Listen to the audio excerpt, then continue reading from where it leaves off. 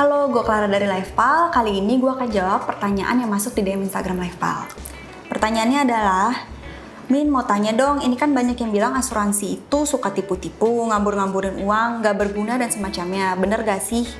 Terus kenapa ya banyak yang mikir gitu? Nah, sebenarnya anggapan tadi itu nggak tepat, karena asuransi itu berbeda dengan investasi. Tujuannya adalah sebagai mitigasi atau pencegahan jika terjadi kerugian finansial.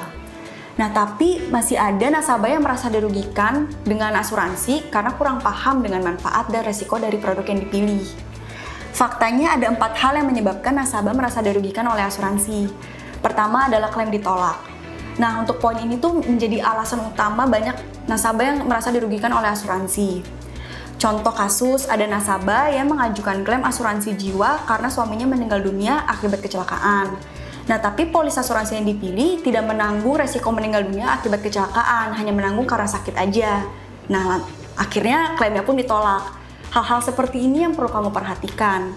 Karena dalam asuransi itu ada klausul pengecualian atau resiko yang dikecualikan dari manfaat asuransi. Ini penting banget untuk kamu baca di polis kamu ya. Nah, yang kedua, manfaat asuransi nggak digunakan. Banyak juga nasabah yang merasa dirugikan kok udah bayar iuran tapi akhirnya manfaat asuransi nggak digunakan. Untuk poin ini seharusnya kamu merasa bersyukur nggak sih karena tidak ada resiko-resiko yang tidak diinginkan terjadi, bener nggak?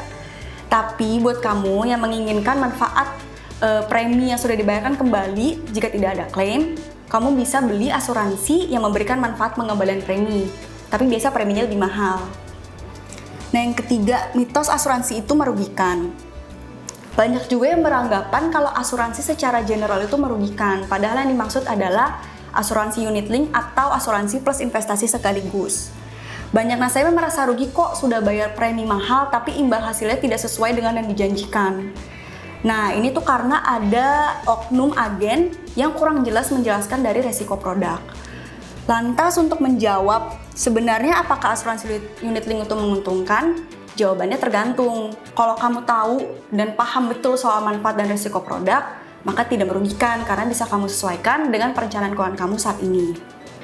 Tapi perlu dicatat juga kalau asuransi unit link sama halnya dengan investasi. Kalau misalnya portofolio sedang turun, maka kamu juga akan mengalami kerugian. Yang keempat adalah perusahaan asuransi yang dipilih punya track buruk. Kita pernah dengar soal berita perusahaan asuransi mengalami gagal bayar karena ada yang penggelapan dana, ada yang memang merugi, dan kasus-kasus lainnya.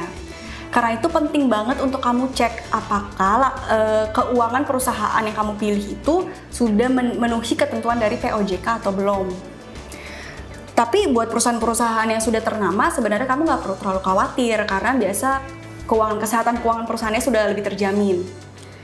Nah, itu tadi penjelasan soal anggapan asuransi bikin rugi. Nah, sebenarnya kuncinya sederhana sih. Ketika memilih asuransi, kamu harus cek dengan betul polis asuransinya seperti apa, resiko dan manfaatnya. Nah, buat kamu yang punya pertanyaan soal investasi, asuransi, dan keuangan, kamu bisa tanya langsung di Instagram Livepal. Nanti teman-teman Livepal akan bantu jawab. Sampai jumpa!